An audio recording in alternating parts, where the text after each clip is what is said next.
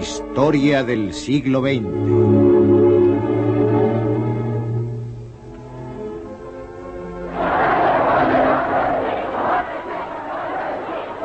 La revolución de un solo hombre, Mao Zedong. Este hombre, Mao Zedong, condujo un país de 540 millones de campesinos hacia el mundo moderno. Lo consiguió tras medio siglo de guerras civiles e internacionales. Utilizó una mezcla de nacionalismo y comunismo para mantener al pueblo unido y dirigió el Partido Comunista Chino durante 42 años.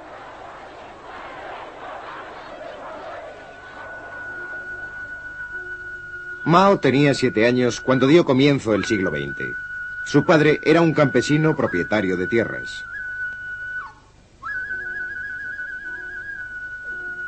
Mao era un muchacho inteligente y su padre quería que llevara la contabilidad de su hacienda, pero él tenía otros planes. El joven campesino de provincia se mantenía atento mientras el gobierno de la emperatriz viuda se hundía en el caos.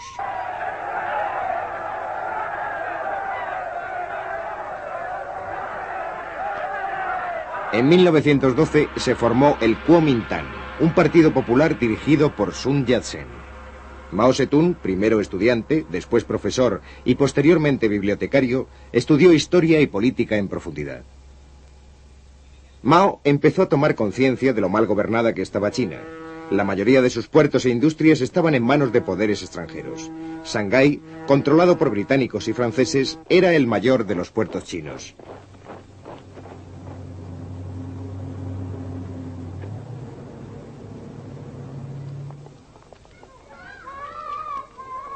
En 1921, curiosamente en un colegio de chicas, se reunieron por primera vez los fundadores del Partido Comunista Chino. Mao se encontraba entre ellos. Decidieron unir sus fuerzas a las del Kuomintang. Numerosas partes del país estaban dominadas por los jefes guerreros locales. El ejército del Kuomintang, ahora respaldado por los comunistas, marchó contra ellos. Más tarde, Mao fue a la provincia de Jiangxi para organizar un ejército campesino.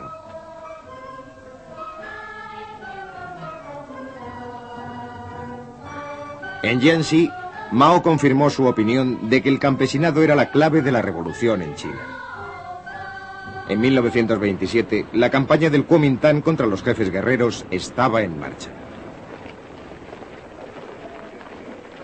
Pero las envidias de los comunistas en el interior del Kuomintang llevaron a una purga que supuso un desastre para estos. En una especie de noche de los cuchillos largos, algunos líderes comunistas fueron asesinados en Shanghái. Mao tuvo la suerte de no encontrarse allí. Algunos comunistas escaparon, refugiándose en las escasas plazas fuertes que aún conservaban. Me gustaría presentarles al presidente del gobierno nacional. El nuevo líder del Kuomintang era Chiang Kai-shek. Larga vida a los 3 principios del pueblo. Larga vida al espíritu revolucionario de la China nacionalista. Chiang odiaba el comunismo. Ordenó que sus tropas rodearan las bases comunistas de Jiangxi. Poco a poco fueron intentando acabar con ellos en una serie de campañas de exterminio.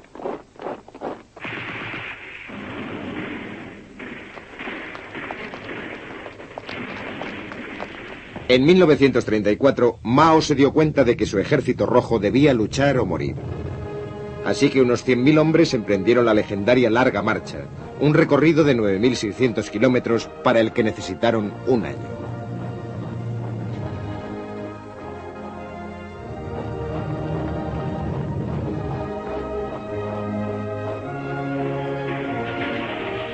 Las fuerzas del Kuomintang hostigaron a los participantes en la marcha.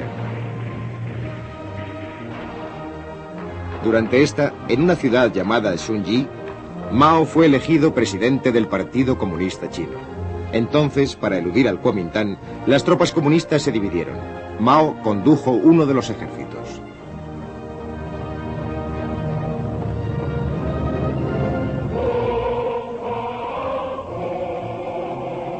Aunque hubo desacuerdos, los participantes en la marcha acabaron por llegar a los territorios del noroeste que estaban en manos comunistas. Solo 30.000 sobrevivieron. Establecieron una base en los alrededores de la pequeña ciudad de Yenan. Vivían en cuevas hechas en las laderas de las colinas.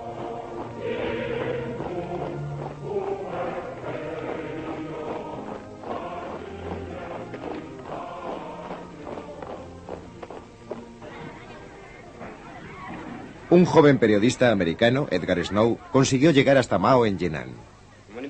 Cuando Mao empezó a hablarme de sus planes sobre el futuro de China y la revolución, al principio me pareció un poco fantasioso porque él solo dominaba un territorio muy pequeño y tenía pocos hombres.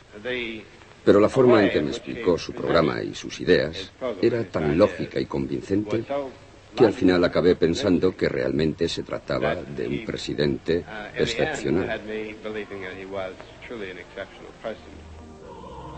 Edgar Snow también filmó al ejército de Mao.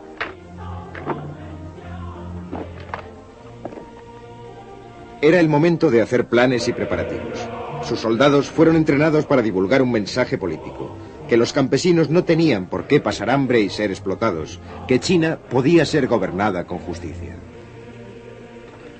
Los campesinos nunca habían visto a los soldados portarse así. Ayudaban a la gente, pagaban por las cosas que necesitaban, dejaban todo limpio, respetaban a las mujeres y no destruían los sembrados.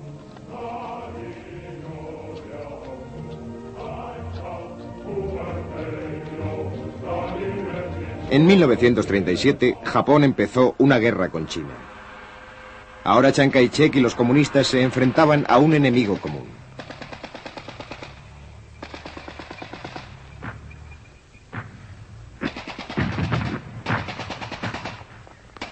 Los comunistas pidieron que se formara un frente único para combatir a Japón.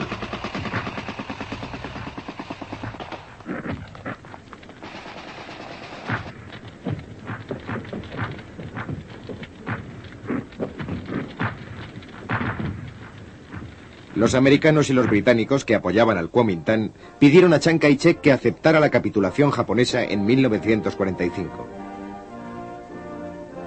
Los americanos intentaron lograr que los comunistas formasen una coalición con el gobierno chino. Pero no se llegó a un acuerdo y estalló la guerra civil.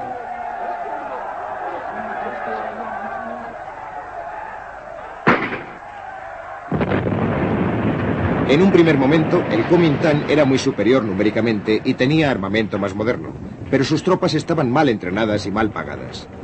En el verano de 1948, el Kuomintang ya había empezado a perder terreno. Mao eligió a Lin Piao como comandante para planear el ataque final. Unos meses más tarde, el Kuomintang se encontraba en franca retirada. Las tropas restantes se refugiaron en la isla de Taiwán, donde los americanos siguieron prestándoles apoyo.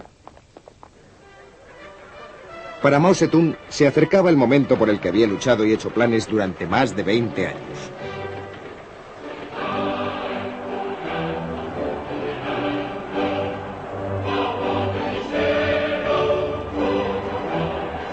El 1 de octubre de 1949, Mao y sus colaboradores se apostaron en la Puerta de la Paz Celestial de Pekín y Mao proclamó la nueva República Popular China.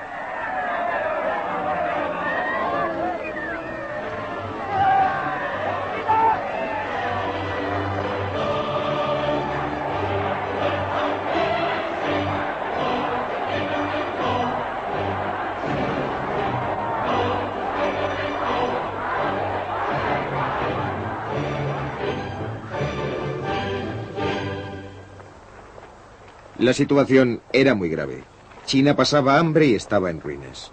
Mao y sus colaboradores empezaron a actuar con energía. Los grandes propietarios de tierras, en especial los que habían utilizado la violencia con los campesinos, fueron condenados por los tribunales populares. A muchos de ellos se les sentenció a muerte. Las escrituras de sus posesiones fueron quemadas y sus tierras se repartieron.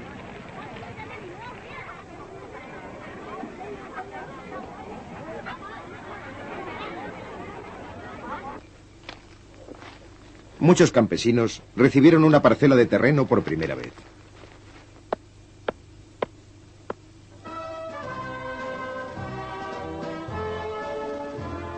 En Moscú, Stalin se entrevistó con Mao y le ofreció ayuda. Se envió a técnicos soviéticos para que ayudasen en la construcción de embalses, puentes, fábricas y ferrocarriles.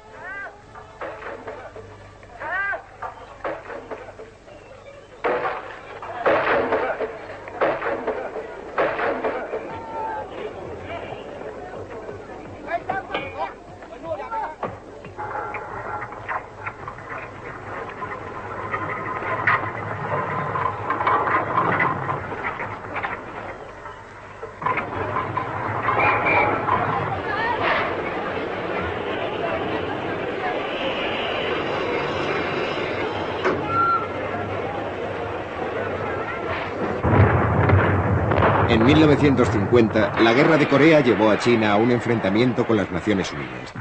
En octubre, las tropas de esta organización condujeron nuevamente a los norcoreanos hasta la frontera china y Mao, a su vez, envió voluntarios a Corea atravesando el río Yalu.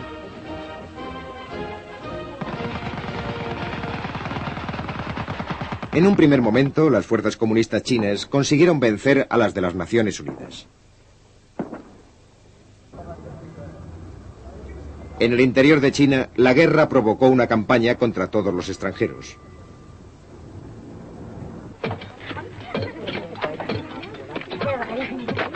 Mao quería estimular a la población para que consiguieran nuevos logros por sus propios medios.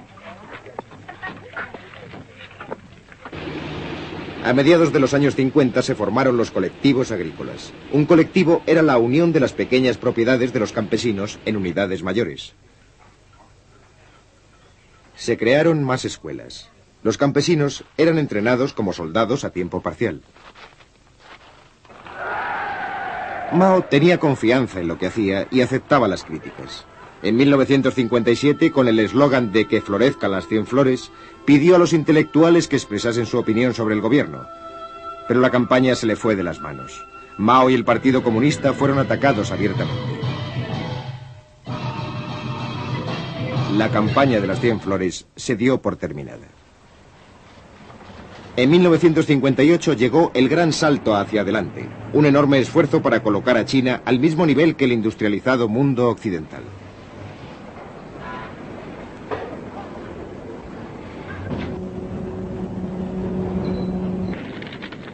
Se establecieron disposiciones para crear industrias en el campo. En toda China, los campesinos intentaron producir acero en sus propios hornos. Trabaja duro durante 3 años y sé feliz durante 1000, decía el eslogan. Sin embargo, el gran salto hacia adelante no consiguió producir los resultados esperados. China no podía ir tan deprisa como querían sus líderes. Así que, aunque Mao mantuvo su puesto clave como jefe del partido, un burócrata, Liu Shaoxi, se hizo cargo de la presidencia del país. El fracaso del gran salto supuso un retroceso para China y 3 años de condiciones climáticas desfavorables y malas cosechas empeoraron la situación. La gente pasaba hambre. A pesar de las dificultades, el sistema de racionamiento evitó las muertes por inanición.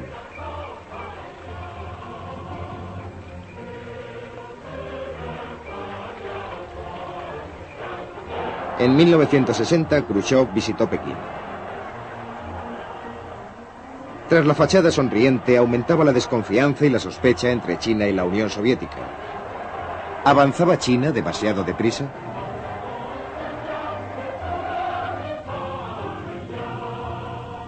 La Unión Soviética rompió la promesa de entregar a los chinos una bomba nuclear. Sus diferencias fueron en aumento. Los soviéticos hicieron regresar a sus técnicos, provocando un retroceso importante en los planes de industrialización. A pesar de ello, en 1963, sin su ayuda, China hizo estallar su primera arma nuclear.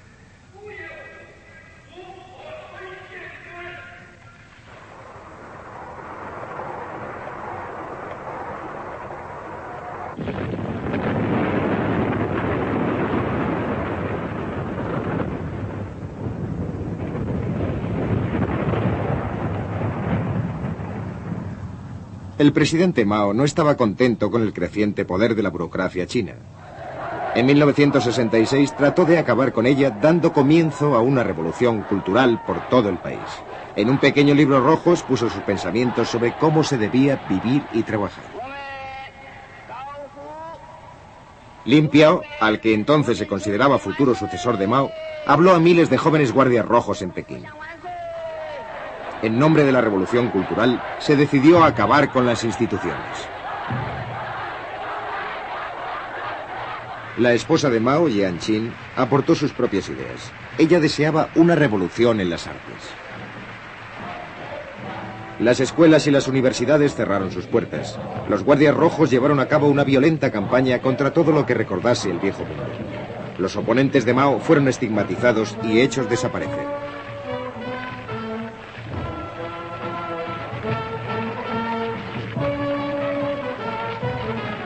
los acontecimientos fueron tomando proporciones excesivas.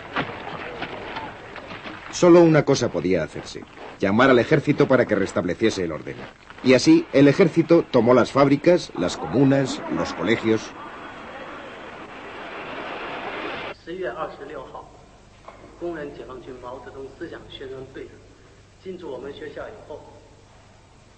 Cuando el caos de la revolución cultural hubo pasado, el objetivo de Mao fue rehacer el país.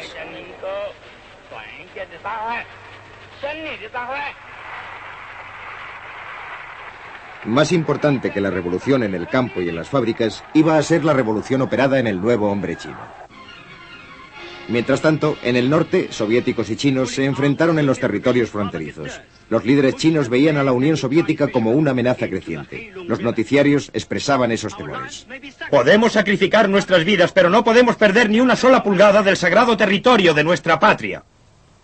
De esta forma, China empezó a cultivar las relaciones con otros gobiernos. Y en 1972, el presidente norteamericano Richard Nixon viajó a Pekín, acabando así casi 25 años de hostilidad entre China y Estados Unidos. Por fin, la China comunista ocupó en la ONU el lugar que hasta entonces había ocupado el Kuomintang exiliado en Taiwán.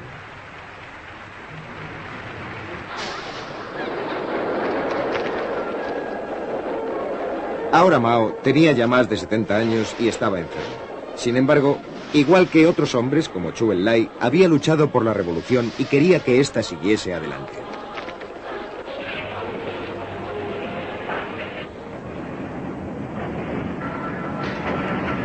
Creía firmemente que la revolución era vital para el proceso de industrialización chino.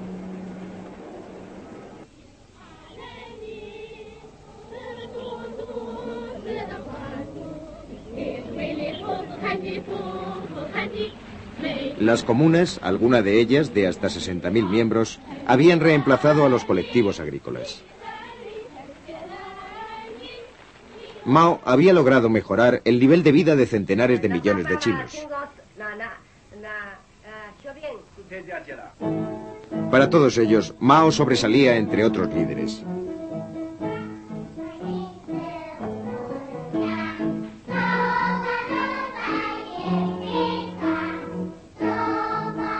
Los pensamientos del presidente eran el tema de las canciones infantiles. Sus escritos políticos eran citados para apoyar cualquier reglamento o ley que el gobierno decidiese dictar.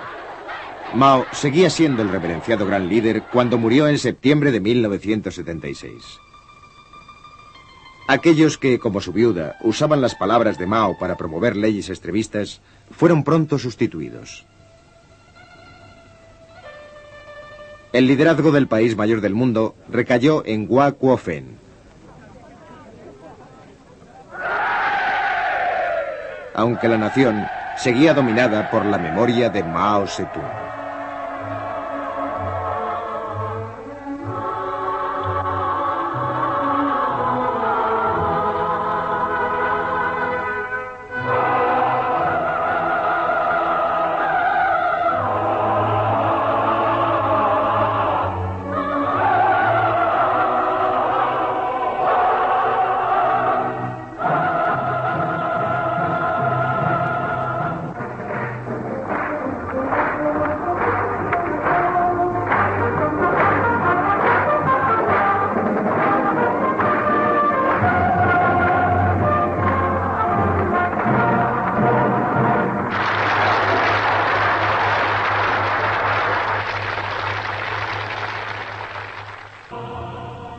La Unión Soviética rompió la promesa de entregar a los chinos una bomba nuclear.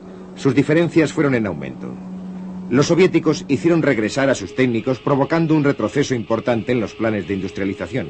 A pesar de ello, en 1963, sin su ayuda, China hizo estallar su primera arma nuclear.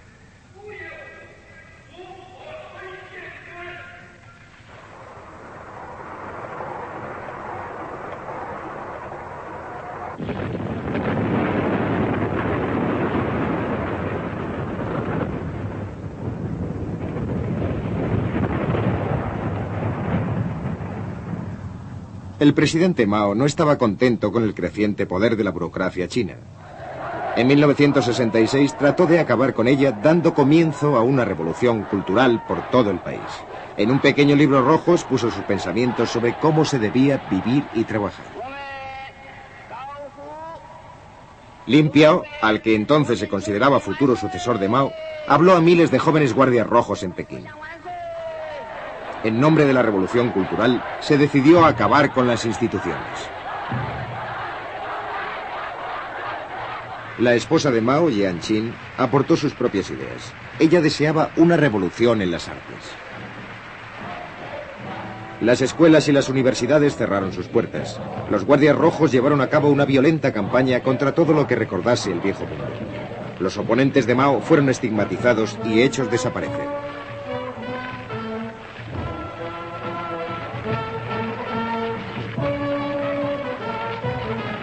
Los acontecimientos fueron tomando proporciones excesivas. Solo una cosa podía hacerse: llamar al ejército para que restableciese el orden. Y así, el ejército tomó las fábricas, las comunas, los colegios.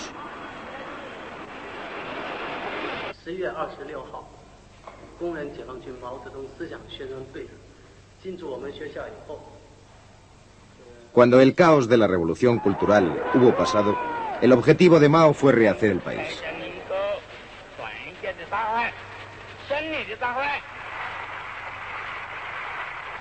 Más importante que la revolución en el campo y en las fábricas, iba a ser la revolución operada en el nuevo hombre chino.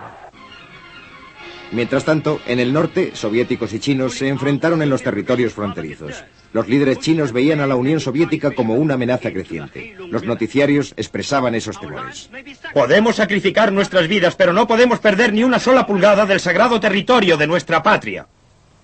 De esta forma, China empezó a cultivar las relaciones con otros gobiernos. Y en 1972, el presidente norteamericano Richard Nixon viajó a Pekín, acabando así casi 25 años de hostilidad entre China. Muchas de sus posesiones fueron quemadas y sus tierras se repartieron.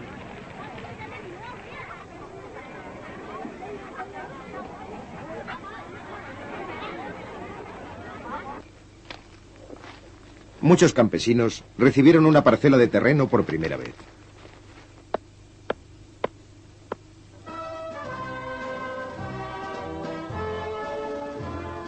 En Moscú, Stalin se entrevistó con Mao y le ofreció ayuda.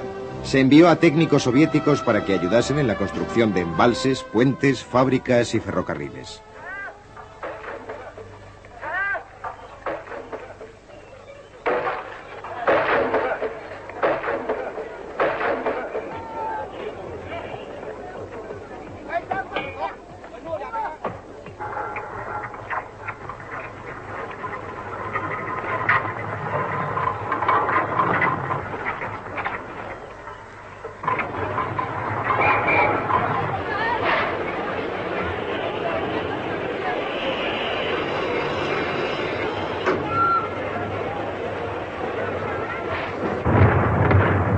En 1950, la Guerra de Corea llevó a China a un enfrentamiento con las Naciones Unidas.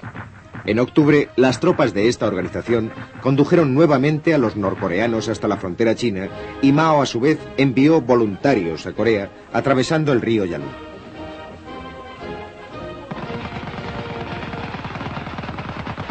En un primer momento, las fuerzas comunistas chinas consiguieron vencer a las de las Naciones Unidas.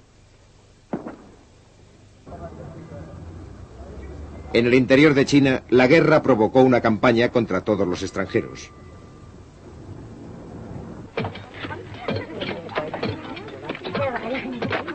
Mao quería estimular a la población para que consiguieran nuevos logros por sus propios medios. A mediados de los años 50 se formaron los colectivos agrícolas. Un colectivo era la unión de las pequeñas propiedades de los campesinos en unidades mayores. Se crearon más escuelas. Los campesinos eran entrenados como soldados a tiempo parcial. Mao tenía confianza en lo que hacía y aceptaba las críticas. En 1957, con el eslogan de que florezcan las 100 flores, pidió a los intelectuales que expresasen su opinión sobre el gobierno. Pero la campaña se le fue de las manos. Mao y el Partido Comunista fueron atacados abiertamente. la campaña de las 100 flores se dio por terminada. En 1958 llegó el gran salto hacia adelante, un enorme esfuerzo para colocar a China al mismo nivel que el industrializado mundo occidental. Las ciudades cerraron sus puertas. Los guardias rojos llevaron a cabo una violenta campaña contra todo lo que recordase el viejo mundo. Los oponentes de Mao fueron estigmatizados y hechos desaparecer.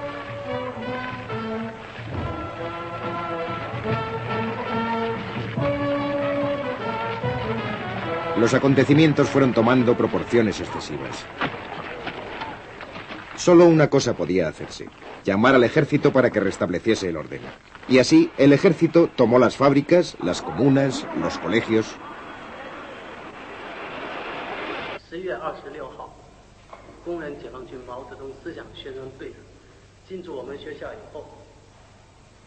Cuando el caos de la revolución cultural hubo pasado, el objetivo de Mao fue rehacer el país.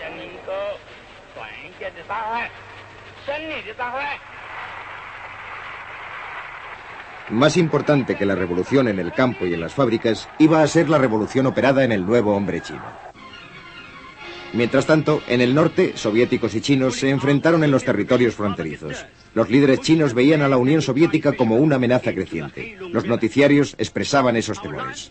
Podemos sacrificar nuestras vidas, pero no podemos perder ni una sola pulgada del sagrado territorio de nuestra patria. De esta forma, China empezó a cultivar las relaciones con otros gobiernos. Y en 1972, el presidente norteamericano Richard Nixon viajó a Pekín, acabando así casi 25 años de hostilidad entre China y Estados Unidos. Por fin, la China comunista ocupó en la ONU el lugar que hasta entonces había ocupado el Kuomintang exiliado en Taiwán.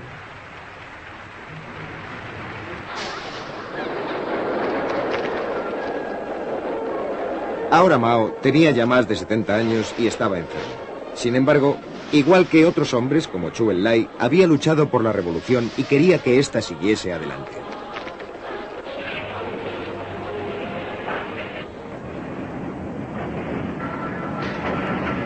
Creía firmemente que la revolución era vital para el proceso de industrialización chino.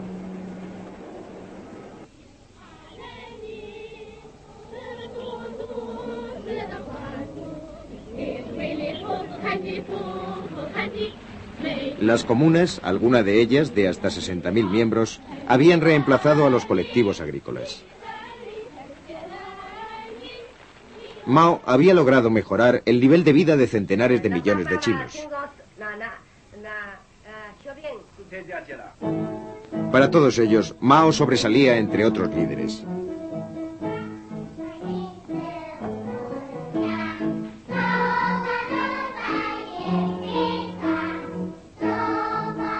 Los pensamientos del presidente eran el tema de las canciones infantiles, sus esclavos comunistas. Solo 30.000 sobrevivieron. Establecieron una base en los alrededores de la pequeña ciudad de Yenan. Vivían en cuevas hechas en las laderas de las colinas.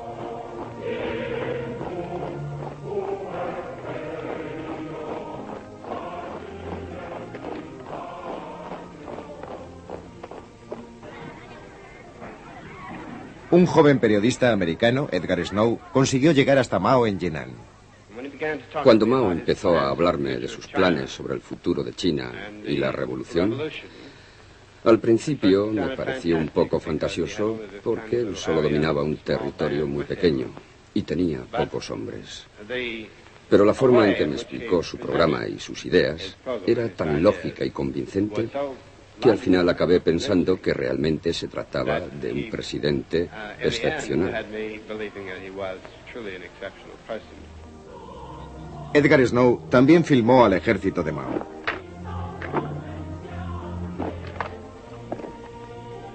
Era el momento de hacer planes y preparativos. Sus soldados fueron entrenados para divulgar un mensaje político: que los campesinos no tenían por qué pasar hambre y ser explotados, que China podía ser gobernada con justicia. Los campesinos nunca habían visto a los soldados portarse así. Ayudaban a la gente, pagaban por las cosas que necesitaban, dejaban todo limpio, respetaban a las mujeres y no destruían los sembrados.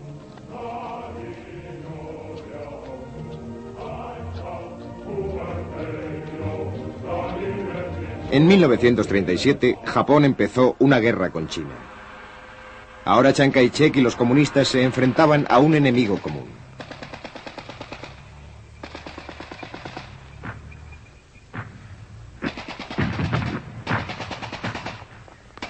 Los comunistas pidieron que se formara un frente único para combatir a Japón.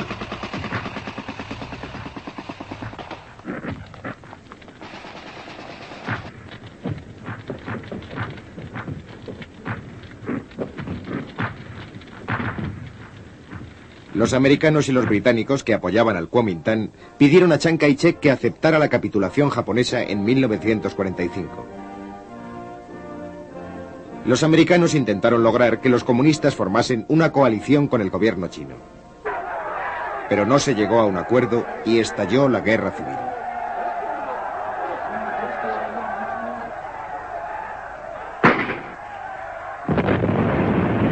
En un primer momento, el Kuomintang era muy superior numéricamente y tenía armamento más moderno, pero sus tropas estaban mal entrenadas y mal pagadas. En el verano de 1948, el Kuomintang ya había empezado a perder terreno. Mao eligió a Lin Piao como comandante de 7 años cuando dio comienzo el siglo XX. Su padre era un campesino propietario de tierras. Mao era un muchacho inteligente y su padre quería que llevara la contabilidad de su hacienda, pero él tenía otros planes. El joven campesino de provincia se mantenía atento mientras el gobierno de la emperatriz viuda se hundía en el caos.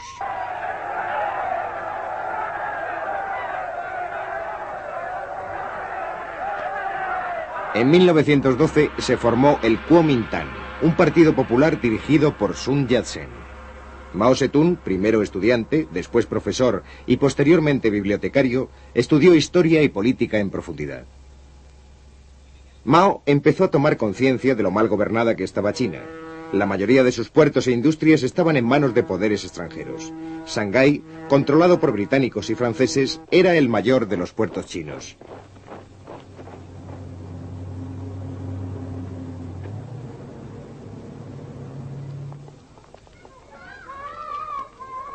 En 1921, curiosamente en un colegio de chicas, se reunieron por primera vez los fundadores del Partido Comunista Chino. Mao se encontraba entre ellos. Decidieron unir sus fuerzas a las del Kuomintang. Numerosas partes del país estaban dominadas por los jefes guerreros locales. El ejército del Kuomintang, ahora respaldado por los comunistas, marchó contra ellos. Más tarde, Mao fue a la provincia de Jiangxi para organizar un ejército campesino.